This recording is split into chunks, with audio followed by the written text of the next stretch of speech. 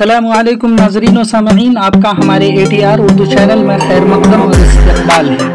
आज हम आपके सामने दबिस्तान दिल्ली को पढ़ेंगे और इसको अच्छी तरह से समझेंगे।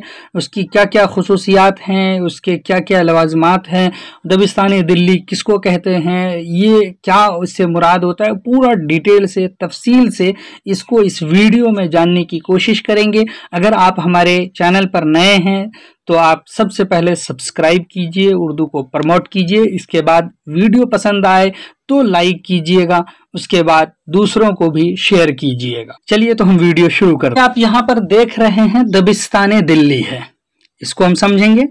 उर्दू शायरी के 3 बड़े मराकिज़ हैं। कौन कौन से मराकिज़ हैं वो भी यहाँ पर आएगा, जिक्र होगा, जिन्हें शेरी दबिस्तानों की हैसियत हासिल है। यानी दबिस्तान दिल्ली को शेरी मरकज दबिस्तान की हैसियत हासिल है।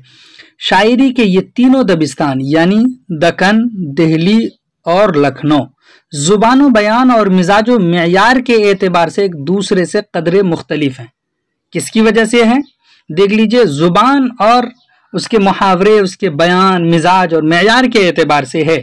सियासी, तहजीबी और माशरती सूरत हाल के इख्तलाफ की वजह से ये दबिस्तान अपनी अपनी मुनफरिद पहचान रखते हैं। दक्कन का शेरी दबिस्तान उर्दू शायरी की तारीख में अव्वलीन दौर की हैसियत रखता है। यानी शेरी दबिस्तान में अव्वलियत दक्कन को हासिल है, ये बात आप अच्छी तरह से याद रखिएगा। उस दौर को हम उर्दू शायरी का तजरबाती दौर भी कह सकते हैं। अगर आपसे ये पूछा जाए उर्दू शायरी का तजरबाती दौर कौन सा है, तो दक्कन का, यानी दबिस्तान दक्कन। इसलिए कि उसमें मौजू, जुबान व बयान और तर्ज अदा के बाद ऐसे नुकूश मिलते हैं जो बाद में अपनी इर्तिकाई शक्ल में उर्दू शायरी के मजमुई मिजाज की पहचान कराते हैं।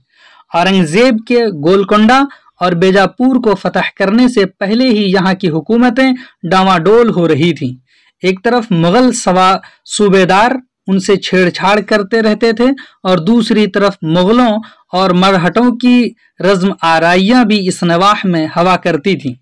शिमाल में जो गारतगरी 18वीं सदी में होने को थी, इसका जायका दक्कन को 17वीं सदी के आखिर में ही मिल गया था। इन इबरतनाक हालात की वजह से दक्कन का वो शेरी मजलिस दरहम बरहम हुई जिसे बुजुर्गों की बरकत और बादशाह सलातीन का। यहाँ तक एक बैकग्राउंड बनाया और बैकग्राउंड से समझाया कि दक्कन को मरकजियत हासिल है। वहां से आते आते शिमाल तक पहुंचे और शिमाल में उर्दू शायरी को जो मरकजियत मिली है वो दिल्ली को मिली है, तो वहां तक आपको ले आया है। तो अब समझिए दबिस्तान दिल्ली या दहलवियत क्या है। ये सवाल आपके जहन में आ रहा है तो सवाल उठाया और बता रहा है, कह रहा है कि दहलवियत एक उस्ताद ज़हनी और मिजाज शेरी का नाम है जिसे समझने के लिए लखनवियत को जहन में रखना ज़रूरी है। अगर आप यानी दबिस्तान दिल्ली या दहलवियत को समझना चाहते हैं तो लखनवी मिजाज को आपको जहन में रखना होगा। दहलवियत और लखनवियत के मिजाज में इख्तिलाफ आसिफ उद-दौला के ज़माने से शुरू हुआ। ये इख्तिलाफ कब हुआ है मिजाज में? कह रहा है कि ये आसिफ उद-दौला के ज़माने में जब दिल्ली ज़बरदस्त इंतशार की शिकार थी, दिल्ली में फसाद हो रहा था, दिल्ली तबाह बर्बाद हो रही थी, उजड़ रही थी। तो कह रहा है कि उस ज़माने की बात है और दिगर अहले फ़न की तरह शुअरा भी पुरसुकून मकामात की तरफ हिजरत कर रहे थे। यानी दिल्ली से निकल करके वो दूसरी तरफ जा रहे थे और उस वक्त अवध यानी वही लखनऊ मुकाबलतन एक पुरसुकून और पुरअमन मकाम था। दिल्ली की बनिस्बत यहाँ मुकाबलतन कह रहा है, अगर दोनों में तकाबुल करेंगे, अगर हम तुलना करते हैं, मुआजना करते हैं, तो वहाँ पर दिल्ली के मुकाबले में लखनऊ में सुकून था। इसलिए अक्सर शुअरा यहीं रहने लगे। लेकिन बाद शुअरा जिनमें आरजू, सौदा, हसरत, मीर हसन, फ़ग़ा और मुसहफ़ी वगैरह काबिल ज़िक्र हैं, कभी फैज़ाबाद और कभी लखनऊ में रहे और उनकी वजह से लखनऊ में शेर व शायरी की ज़मीन हमवार हो गई। इस तरह दो अलग अलग माशरती माहौल ने दो अलग अलग तरह की शायरी को जन्म दिया।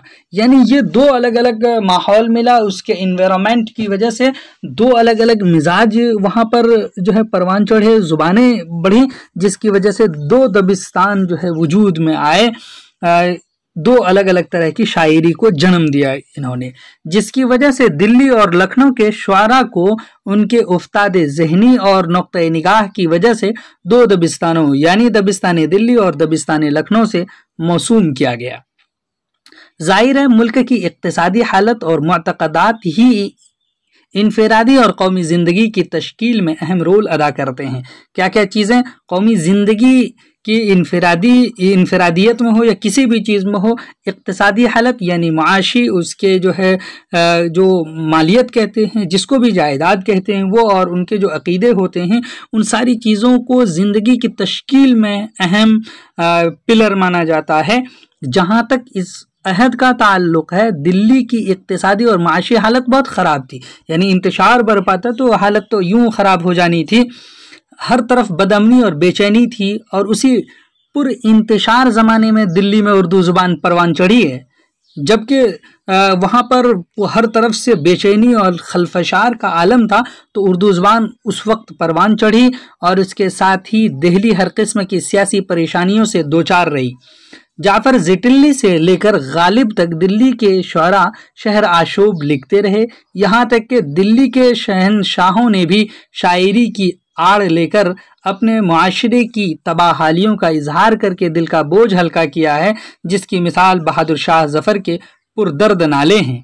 ऐसी नागुफ्ताब हालत में जहाँ शाहो गदा एक ही किस्म की माशी इनकलाब से हमकिनार हों, मायूसी और दिल गिरफ्तगी, नाकामी और बेचैनी मुक़द्दर बन चुकी हो, ऐसे लोगों का फ़लसफ़ा व मज़हब भी खौफ खुदा, नापायदारी दुनिया वगैरह के तफक्कुरात से पुर होगा, और ज़िंदगी के लवाज़मात पर मनफी नुक्ते नज़र का होना एक कुदरती अम्र है। यही वजह है कि दिल्ली के शायर को हुस्न बलाए चश्म और नगमा वबाल गोशे नज़र आता था, जैसा कि दर्द के शेर में बयान हुआ है।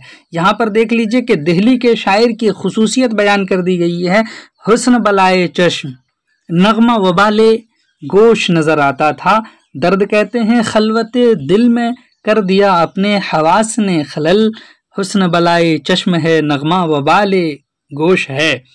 अब समझिए ये बात दहलीवियत क्या है को समझने के बाद दहलीवियत की अब खुसूसियात, क्योंकि इस आलम को, उस मंज़र को आपके सामने लाना नहायत ज़रूरी था।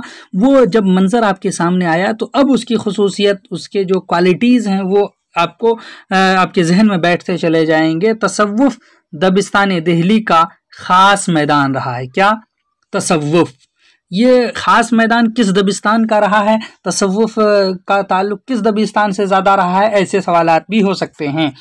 इसकी एक वजह यह है कि दिल्ली की उर्दू शायरी फ़ारसी शायरी की मौज़ूआती बुनियादों पर उस्तवार हुई। दिल्ली की उर्दू शायरी फ़ारसी शायरी में जो पहले से मौज़ूआती शायरी थी उसको देखते हुए, भालते हुए इन्होंने उर्दू की राह अपनाई, और तसव्वुफ़ का मैलान भी एक मुस्तआर मैलान रहा है। ये तसव्वुफ़ का मैलान, इसका मतलब है फ़ारसी में बहुत ज़्यादा है, ये मैलान भी अख़ज़ शुदा ही है, दूसरे से लिया हुआ है। नेज़ मुग़ल शहनशाहों में बेशतर के यहाँ मुतसव्विफ़ाना तसव्वुरात की पासदारी मिलती है। जो भी मुग़ल शहनशाह रहे हैं उनके यहाँ अब देखिए तो वो बहुत ज़्यादा तसव्वुफ़ से करीब नज़र आते हैं, जिसके नतीजे में शायरों ने भी इस मैलान का मुज़ाहरा किया। लेकिन उससे भी बड़ी वजह वो सियासी, माशी और तहज़ीबी इंतशार है कि जिसने दाखिली रुझान को तक़वियत पहुँचाई। दिल्ली के शायरों में मीर दर्द और गालिब के यहाँ सूफियाना तसव्वुरात का जिस शद्दोमत के साथ इजहार मिलता है वो इस इंतशार की तरफ भी इशारा करता है।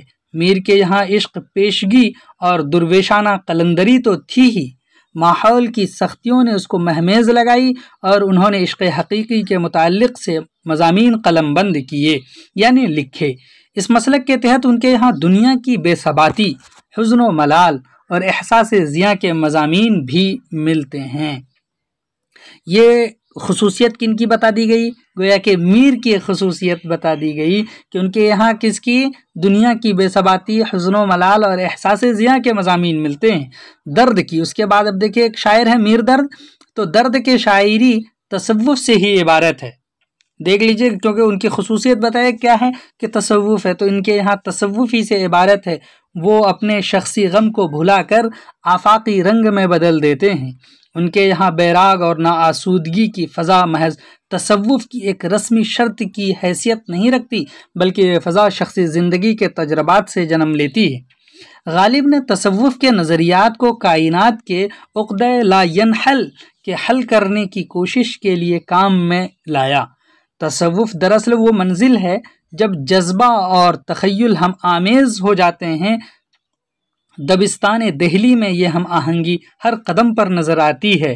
دبستان دہلی کی ایک اور موضوعاتی خصوصیت عشقیہ رجحان کا حقیقی رنگ ہے۔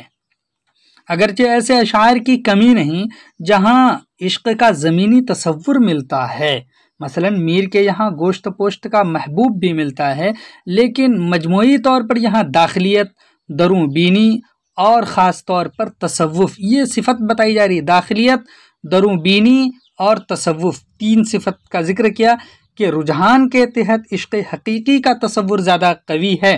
کہاں پر دبستان دہلی کی خصوصیت کیا بتائی گئی؟ عشق حقیقی کا تصور دہلی کے شعراء میں زیادہ ہے، دبستان دہلی کی خصوصیت ہے۔ اور جہاں بھی عشق مجازی کی صورتیں ملتی ہیں ان کا رخ حقیقی عشق کی طرف ہے۔ جہاں بھی آپ کو ایسا محسوس ہوتا ہے، ایسی فیلنگ آتی ہے آپ کو کہ عشق مجازی کا اس شعر میں ذکر کیا ہے، حقیقت ایسی نہیں بلکہ وہاں پر بھی عشق حقیقی کا ذکر ہے۔ دہلی کی عشقیہ شاعری میں سچے جذبات اور خلوص کی عکاسی ہے، یہاں ہرجائی پن نہیں، اسی لیے وصال کی لذت سے زیادہ ہجر نصیبی کا ذکر ہے۔ اس عشق میں لذت کوشی نہیں ملتی بلکہ ایک تقدس اور پاکیزگی ہے، ابتذال نہیں بلکہ ایک مہذب لے ہے، روایات و اقدار کا لحاظ ہے۔ یہاں عشق زندگی کی علامت بھی ہے، بادہ و ساغر کے پردے میں مشاہدہ حق کی ہی نہیں بلکہ مطالعہ کائنات کی گفتگو ہوتی ہے، اور یوں شعر ابدی حقیقت کا پرتو بن جاتا ہے اور ہر دور میں اپنی تازگی قائم رکھتا ہے۔ یہاں کی عشقیہ شاعری گہرے قلبی واردات کو اس طرح زبان عطا کرتی ہے کہ دل سے نکلتی ہے اور دل پر نشتر کی طرح کھٹکتی ہے، ایک گویا کہ ایک تیر جا کر کے ان کے دل میں لگ جاتی ہے۔ دہلیویت کیا ہے، دبستان دہلی کی خصوصیات کیا کیا ہیں، اور اس کے جو امپورٹنس کیوں ہے اتنی زیادہ، تو ان ساری چیزوں کو آپ کو سمجھنے میں امید کہ اس ویڈیو سے مدد ملی ہوگی۔ چلیے پھر ہم آپ سے ملتے ہیں ایسے ہی بہترین ویڈیوز کے ساتھ، تب تک کے لیے خدا حافظ، السلام علیکم۔